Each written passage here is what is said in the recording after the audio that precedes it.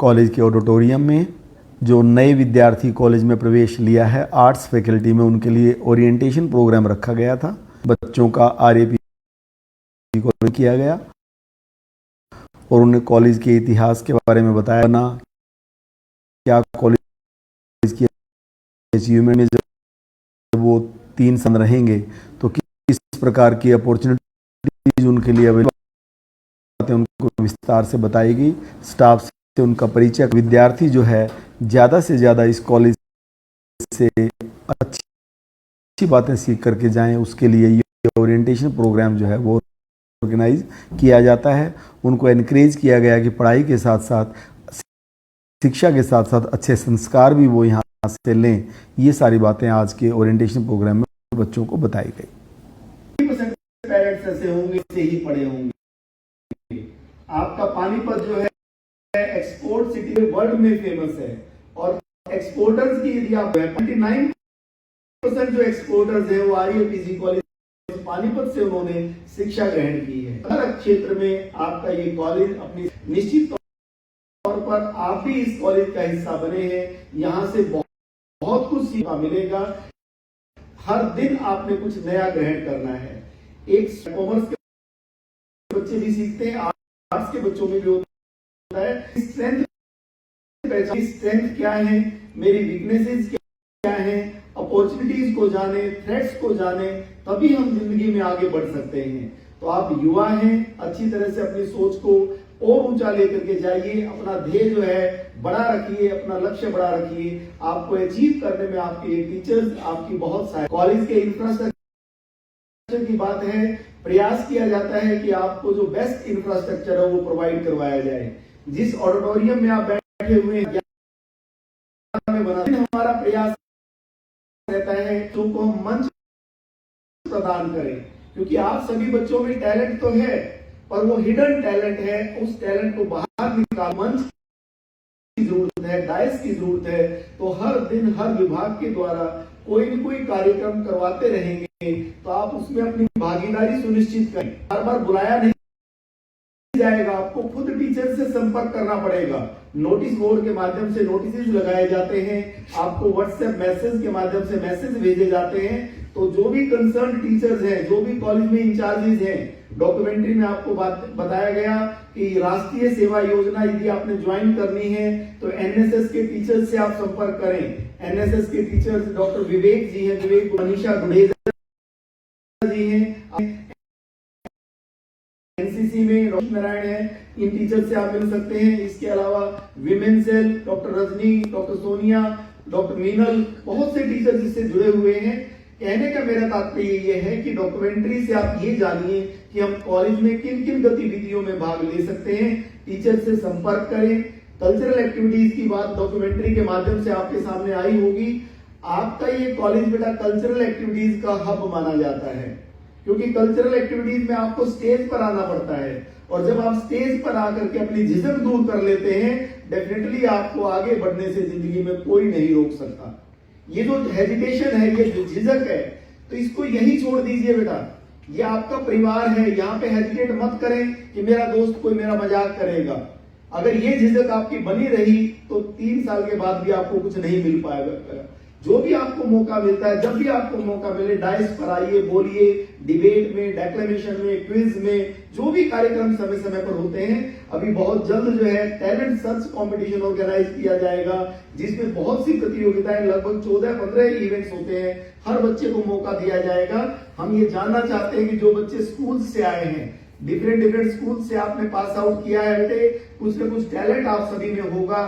Singing का talent किस बच्चे में है, डांस का टैलेंट किस बच्चे में है, डिबेट में कौन अच्छे बच्चे हैं, क्विज में कौन अच्छे बच्चे हैं। ये बहुत सारी चीजें आपकी परखी जाएंगी और उसके अंदर धीरे धीरे जो कॉलेज के टीचर्स हैं वो उसको और बेटर बनाने का प्रयास करेंगे। तो बढ़ चढ़ करके अपने टैलेंट सर्च कंपटीशन में आप पार्टिसिपेट करें। इसके साथ साथ डिपार्टमेंट्स के द्वारा भी बहुत से कार्यक्रम करवाए जाते हैं। हर डिपार्टमेंट, यदि आप कॉमर्स डिपार्टमेंट के हैं तो कॉमर्स के टीचर्स ऑर्गेनाइज करते हैं। आप आर्ट्स फैकल्टी के हैं तो आर्ट्स के बच्चों के लिए बहुत से कार्यक्रम समय समय पर ऑर्गेनाइज करवाए जाते हैं। तो आप डेफिनेटली उनमें पार्टिसिपेट कीजिए। एक बात मैं बच्चों को जरूर कहना चाहूंगा बेटे कि जब आप क्लास में आते हैं, जो जो टॉपिक आपको टीचर्स टीच करते हैं प्लीज उसे घर से पढ़ करके आइए। जिंदगी में सफल होने का तरीका यही है बेटे कि यदि हम रेगुलरली अपने बुक्स से वो टॉपिक पढ़ करके आएंगे जो टीचर ने हमें पढ़ाना है, तो हमें पहले ही पता चल जाएगा कि हमें कहां पर डिफिकल्टी आ रही है, कहां पर प्रॉब्लम आ रही है। और जब क्लास में टीचर उस टॉपिक को टीच करेंगे तो हमारा ध्यान उस पॉइंट की तरफ जहां पर हमें दिक्कत आ रही थी जाएगा और वो क्लैरिफाई हो जाएगा, या आप अपने टीचर से वो स्पष्टीकरण ले सकते हैं, वो टॉपिक क्लैरिफाई कर सकते हैं। कहने का मेरा तात्पर्य ये मत कल पे मत छोड़ें कि बाद में पढ़ लेंगे, आज तो मैम ने करवाया है, सर ने करवाया है, बाद में पढ़ लेंगे, ऐसा नहीं है। यदि आप एक प्लानिंग के साथ में काम करेंगे कि हर दिन एक प्लानिंग के साथ में कि आज मेरे सर या मैम ने कौन सा टॉपिक करवाना है उसे पढ़ करके जाइए। जब वो करवा दिया जाता है, जो होमवर्क आपको दिया जाता है उसकी प्रॉपरली प्रैक्टिस कीजिए, तो डेफिनेटली आप सफल होंगे। क्योंकि न्यू एजुकेशन पॉलिसी की बात बार बार इस डॉक्यूमेंट्री में की गई, बहुत चेंज आ चुका है बेटे। कुरुक्षेत्र यूनिवर्सिटी ने न्यू एजुकेशन पॉलिसी इंप्लीमेंट की, उसका द्वितीय वर्ष चल रहा है, सेकेंड ईयर चल रहा है। पहले आर्ट्स का बच्चा केवल आर्ट्स के सब्जेक्ट पढ़ता था, कॉमर्स का बच्चा कॉमर्स के सब्जेक्ट पढ़ता था, साइंस का बच्चा केवल साइंस के सब्जेक्ट पढ़ता था। अब इसके अंदर हम जो हमारे मेन सब्जेक्ट्स हैं, जो हमारे दूसरे सब्जेक्ट्स हैं, स्किल ओरिएंटेड सब्जेक्ट्स हैं, तो हम दूसरे सब्जेक्ट्स भी हम ले सकते हैं। तो डेफिनेटली धीरे धीरे सारी ऑप्शंस आपको बताई जाएंगी कि कौन कौन सी ऑप्शंस आपके सामने अवेलेबल हैं। आप जहां तक आर्ट्स फैकल्टी की बात है, यहाँ पर बच्चे बैठे हुए हैं बेटे, इस टाइम बच्चों के अंदर आर्ट्स में एडमिशन लेने का ट्रेंड बहुत ज्यादा है। उसकी वजह क्या है कि बहुत सारे अपॉर्चुनिटीज आपके सामने अवेलेबल हैं। सिविल सर्विसेज के अंदर जो लोग सफलता हासिल कर रहे हैं, मैक्सिमम बच्चे आर्ट्स के होते हैं। पर उसके लिए बेटा जो सब्जेक्ट आपने लिया है उसको आप अपना पक्का करें। केवल पास होने के लिए नहीं पढ़ना, समझने के लिए, उसका नॉलेज लेने के लिए उस सब्जेक्ट को पढ़ना है। एक टॉपिक जो क्लास में टीच किया जाता है, कोई जरूरी नहीं कि टीचर जो है आपको हर बात क्लास के अंदर बता पाएंगे, क्योंकि लिमिटेड टाइम होता है। घर पे जाकर के आप बुक्स से पढ़िए, इंटरनेट के माध्यम से आप सभी के हाथ में मोबाइल होता है तो उसका सदुपयोग करें, गूगल के माध्यम से आप सर्च करें। कोई भी टॉपिक टीचर के द्वारा जब बताया जाता है, यदि उसकी विस्तृत जानकारी लेनी है तो बुक्स के माध्यम से या इंटरनेट के माध्यम से वो जानकारी लें, ताकि कभी भी इंटरव्यू के समय में या एग्जाम के समय में उससे संबंधित कुछ पूछा जाए तो वो आपके काम आए। तो ये बात ध्यान रखना बेटा कि रेगुलर अपनी क्लासेस लगानी है, और बहुत सारी बातें करने की हैं, समय समय पर आपसे करते रहेंगे। डिसिप्लिन की बात मैम अनुराधा जी ने, वाइस प्रिंसिपल मैम ने आपसे की है बेटे कि आपका कॉलेज एक डिसिप्लिन एनवायरनमेंट के लिए जाना जाता है। डिसिप्लिन की कॉस्ट पर हम कोई कॉम्प्रोमाइज नहीं करते। आपको आइडेंटिटी कार्ड मिल गए होंगे, नहीं मिले होंगे तो 1 या 2 दिन के अंदर मिल जाएंगे। जैसे ही आप कॉलेज में स्टेप इन करते हैं, आइडेंटिटी कार्ड आपके गले में होना चाहिए, उसे डेफिनेटली पहनिए। आपके अंदर एक ऑनर की फीलिंग होनी चाहिए कि एक संस्था जो 70 वर्ष पुरानी है, मैं इस परिवार का सदस्य बना हूं। तो आइडेंटिटी कार्ड कुछ बच्चे जेब में डाल लेते हैं, तो ध्यान रखिए जेब में डालने के लिए आइडेंटिटी कार्ड नहीं है, उसे पहन करके आपके अंदर एक गर्व की अनुभूति होनी चाहिए कि इस महान संस्था का मैं जो है हिस्सा हूं और यहां से मैंने कुछ सीख करके जाना है। तो प्रॉपर जब भी आपका फ्री पीरियड होता है बेटे, लाइब्रेरी में जरूर जाइए। हालांकि लाइब्रेरी में स्पेस थोड़ा सा कंपैरेटिवली कम है, फिर भी जब भी आपको लगता है कि मेरा फ्री पीरियड है, यदि लाइब्रेरी में स्पेस मिल पाता है तो आधा घंटा या 1 पीरियड आप लाइब्रेरी में जरूर लगाइए और कुछ नया सीखिए। क्योंकि जनरल नॉलेज एक ऐसी चीज नहीं है जो आपको पुस्तकों में मिल जाएगी बेटा। हर दिन जब आप न्यूज़पेपर पढ़ेंगे, आप कॉलेज में आए हैं, अभी तक हो सकता है आपके अंदर न्यूज़पेपर पढ़ने की आदत ना हो, पर आज ये वादा करें अपने आप से कि जो न्यूज़पेपर रीडिंग हैबिट है उसको मैंने शुरू करना है। मैं आर्य परिवार का हिस्सा बना हूं। आज हमारे प्रिंसिपल सर ने कहा है कि न्यूज़पेपर पढ़ना चाहिए, क्योंकि हर दिन जो छोटी छोटी बातें आप पढ़ेंगे डेफिनेटली आपके माइंड में वो अंकित हो जाएंगी और कभी न कभी वो जरूर काम आएंगी। तो और मेरा ये सुझाव है कि प्रयास करें कि यदि संभव हो तो अंग्रेजी माध्यम का अखबार भी आप लगाएं। शुरू में अगर आपको आदत नहीं है, अंग्रेजी और हिंदी का दोनों का लगा लीजिए। धीरे धीरे कुछ वर्ड्स आपके आप जो है समझते जाएंगे और पढ़ना आपके लिए आसान हो जाएगा, क्योंकि जीके बहुत काम आता है। जब भी कभी भी आप इंटरव्यू में जाएंगे तो ये चीजें आपको बहुत काम आएंगी। इसके अलावा बेटा जब आप क्लास में जाते हैं, खाली पीरियड मैंने बताया है कि आप लाइब्रेरी में समय लगा लें। कॉमन रूम की जहां तक बात है, एक बिल्डिंग हमारी अंडर कंस्ट्रक्शन है, उसकी वजह से थोड़ी सी बिल्डिंग की प्रॉब्लम है, फिर भी मैं बताना चाहूंगा कि इस हॉल के पीछे जो कॉन्फ्रेंस हॉल बना हुआ है ये गर्ल्स का कॉमन रूम है। इसमें भी एडमिशन प्रोसेस चल रहा है। अगले 3-4 दिनों के बाद एडमिशन का वहां से पोर्टल हम उठा लेंगे। तो आप गर्ल्स के बैठने के लिए, वहां पढ़ने के लिए, रेस्ट करने के लिए आपका ये कॉमन रूम है। बॉयज का कॉमन रूम जो एडमिनिस्ट्रेटिव ब्लॉक है उसके साथ में बॉयज हॉल है, वहां पर कॉमन रूम की व्यवस्था है। वहां बैठिए, अपना समय जो है जो भी पढ़ने का है उसमें लगाइए, जो भी खाली समय होगा। जो वेरांडे है उसमें मत घूमिए बेटा। जब आप कॉलेज के वेरांडास में घूमते हैं तो जो क्लास लगी होती है उनको डिस्टरबेंस होती है। तो इस बात का आपने जरूर ध्यान रखना है कि मेरी वजह से किसी दूसरे को परेशानी ना हो, इस बात का जरूर ध्यान रखिए। कॉलेज में आप नए बच्चे आए हैं, नए दोस्त मिले हैं, अपने लाइक माइंडेड 2-2, 3-3, 4-4 फ्रेंड्स जरूर बनाइए, क्योंकि दोस्तों से सीखने को बहुत कुछ मिलता है बेटे। जब आपकी नीयत ये होगी कि मैंने एक अच्छा इंसान बनना है, मैंने अपनी कमियों को छोड़ना है। आप जितने भी बैठे हैं बेटा, हर व्यक्ति में कुछ न कुछ कमियां होंगी, पर उन कमियों को कब तक साथ लेकर के चलेंगे? कभी न कभी तो उनको छोड़ना है। तो आप प्रयास कीजिए कि अच्छी बातें जहां से भी मिल रही हैं, कॉलेज से, आपके टीचर से, आपके दोस्तों से, इस एनवायरनमेंट से जो भी अच्छा मिल रहा है उसे ग्रहण कीजिए। और जो भी आपकी कमियां हैं, आप दूसरे की बातें नोट करें तो अच्छी बातें नोट करें। बहुत सारे बच्चे जो है आपने देखा होगा कॉलेज में जब जा रहे होते हैं, बहुत प्रॉपर तरीके से लाइन बना के वो चल रहे होते हैं, आइडेंटिटी कार्ड उनके गले में होता है, कोई मोबाइल वगैरह पे वो बातचीत नहीं कर रहे होते हैं। तो आप उसकी अच्छी बातें नोट करेंगे, देखिए कितना सिंसियर बच्चा है। अटेंडेंस के लिए आपने जाना है, क्योंकि कंप्यूटर आपने सीखना है। टीचर्स बहुत ही अच्छे हैं, आपको सभी यहाँ पर सिखाएंगे। तो लैब्स के अंदर मेरे पास जो है रिक्वेस्ट ये आनी चाहिए कि सर बच्चे इतने रेगुलर हैं कि आप इनके लिए और लैब्स बनवाइए। कॉलेज में जहां तक बात है बेटे, मेरे स्टाफ के साथी यहाँ पर बैठे हुए हैं, बच्चों के लिए हर समय कॉलेज मैनेजमेंट और जो है पूरा स्टाफ इस बात के लिए प्रयासरत रहता है कि बच्चों की सुविधा में कोई कमी ना आने दी जाए। हालांकि मैं ये नहीं कहता कि हर चीज हमारे पास बेस्ट है।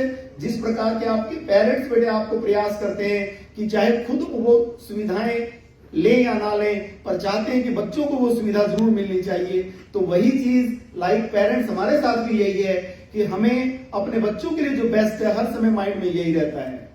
एक बात पहले दिन बेटा और बता देना चाहता हूं कि जिंदगी में 2 ही व्यक्ति ऐसे हैं जो आपके वेल विशर है बेटे, आपके पेरेंट्स और आपके टीचर्स। सदैव आपके लिए यही दुआएं करेंगे कि हमारे ये बेटे बेटियां खूब तरक्की हासिल करें, खूब जिंदगी में नया मुकाम हासिल करें। तो आज ये बात आप मान लीजिए कि जिंदगी में आप कितना आगे जाओगे बेटे, ये आपने तय करना है, किसी और ने नहीं। बहुत चीज मोबाइल आपके हाथ में है बेटे, इसका आप दुरुपयोग भी कर सकते हैं, सदुपयोग भी कर सकते हैं। जहां तक डिसिप्लिन की बात है, कॉलेज में एज प्रिंसिपल आपको बता देता हूं बेटे कि मोबाइल साइलेंट पे आपने रखना है। जैसे ही कॉलेज में आप आते हैं साइलेंट पे अपना मोबाइल कर लें, और बहुत इमरजेंसी हो तभी उसका प्रयोग करें। यह आपकी केवल सेफ्टी के लिए है कि यदि कोई इमरजेंसी हो तो उसका संपर्क आपसे कर लें। पर अगर वो भी यूज करना है तो आप लॉन में बैठकर या कॉमन रूम में बैठकर के उसका प्रयोग करें। वेरांडाज में घूमते हुए या क्लासरूम में या लैब में उसका इस्तेमाल ना करें, अदरवाइज टीचर्स आपसे वो ले लेंगे और उसे जब्त कर लिया जाएगा, और भी एक्शन आपके अगेंस्ट लिए जा सकते हैं। तो निश्चित तौर पर बेटे मोबाइल का आपने सदुपयोग करना है। आज के टाइम में आप सोशल मीडिया के ऊपर अपना टाइम बहुत वेस्ट कर रहे हैं। अल्टीमेटली बेटे नुकसान किसी और का नहीं, आपका हो रहा है, आपको बर्बाद किया जा रहा है। मैं ये कहूंगा कुछ नहीं मिलने वाला बेटे। हमारे समय में मैं कहता हूं एक एक व्यक्ति को 500-500 टेलीफोन नंबर याद होते थे, मेमोरी बहुत अच्छी होती थी। आज आपके पेरेंट्स के जो है नंबर भी आपको शायद याद ना हो, वो भी आपने सेव कर रखे होंगे। आपकी जो क्रिएटिविटी है, आपकी जो ओरिजिनल थिंकिंग है, उसे किल किया जा रहा है। तो प्लीज मोबाइल को केवल आधा घंटा 1 घंटा आप यूज कर लीजिए, और वो भी कुछ सीखने के लिए। कोई नई बात आपने आपके दोस्त ने बताई, अभी पेरिस में ओलंपिक हुए हैं, आपने मान लीजिए आप दोस्तों में कोई बात कर रहे थे तो ओलंपिक्स में किस कंट्री के कितने मेडल रहे, हमारे इंडिया की क्या अचीवमेंट रही, हमारे हरियाणा के प्लेयर्स की क्या अचीवमेंट रही। तो ये चीजें जानिए, कुछ नॉलेज को बढ़ाइए। व्हाट्सएप वगैरह से, इंस्टा वगैरह से इनसे कुछ नहीं मिलने वाला बेटे, आपके लायक चीजें नहीं है ये। उनकी तो अर्निंग हो रही है, जितना आप यूज करेंगे टेक कंपनी उससे कमा रही है, पर आपका नुकसान हो रहा है। आपकी जो ओरिजिनल थिंकिंग है, जो क्रिएटिविटी है, वो तभी निकल करके आएगी जब आप खुद सोचेंगे। आप मैथमेटिक्स के क्वेश्चन सॉल्व करते हैं बेटे, आपको पहले हम सजेस्ट करते थे कि गाइड का प्रयोग ना करें, कुंजी का प्रयोग ना करें, कहते थे ना। तो वो किस लिए कहते थे कि इस प्रॉब्लम को सॉल्व करने के बहुत सारे अल्टरनेटिव हो सकते हैं। यदि आप अपनी ओरिजिनल क्रिएटिविटी निकालेंगे तो कुछ नया फॉर्मूला निकाल करके, नया तरीका निकाल करके उसका हल आप निकाल सकते हैं। तो कहने का मेरा तात्पर्य यह है कि आपने मोबाइल का सदुपयोग करना है। मैं सिर्फ मोबाइल नहीं कहता हूं, यदि आपके पास संभव हो, आप अफोर्ड कर सकते हैं तो आप लैपटॉप लें, आप डेस्कटॉप लें। घर पे 1-2 घंटा बेटा यदि उसके ऊपर आदत डालेंगे, पढ़ाई से संबंधित, अपने करियर से संबंधित यदि नॉलेज वहां से लेंगे तो डेफिनेटली आप वहां से अचीव कर पाएंगे। तो आज एक फर्स्ट करूंगा, समय समय पर आपसे बात करता रहूंगा। मैं सिर्फ यही कहना चाहूंगा बेटा कि कॉलेज के हर विभाग से आपने कुछ सीखना है। टीचर से केवल क्लास में संपर्क नहीं करना। जो टीचर लगता है कि इनसे मैं बात करके कुछ सीख पाऊंगा, कुछ अपनी प्रॉब्लम शेयर करूंगा तो मुझे नया सुझाव मिलेगा, उन टीचर से रिक्वेस्ट करके टाइम लीजिए कि सर आपका कौन सा पीरियड फ्री होता है, मैं आपसे कहां पर मिलूं, मैंने कुछ करियर से संबंधित आपसे गाइडेंस लेनी है, या मेरे कोई टॉपिक क्लियर नहीं है उसके बारे में मुझे और डेफिनेटली आपको लाइब्रेरी में, स्टाफ रूम में, या जो भी उनका डिपार्टमेंट, और डेफिनेटली जो है वो आपको कुछ नया टीच करेंगे। तो मैं उम्मीद करता हूं कि मेरे इन बेटे बेटियों का जो भविष्य है बहुत उज्जवल होगा। बहुत आगे जिंदगी में जब आप जाएंगे बेटा, जिंदगी में जब आप कुछ सफल हो जाएंगे, कुछ बन जाएंगे,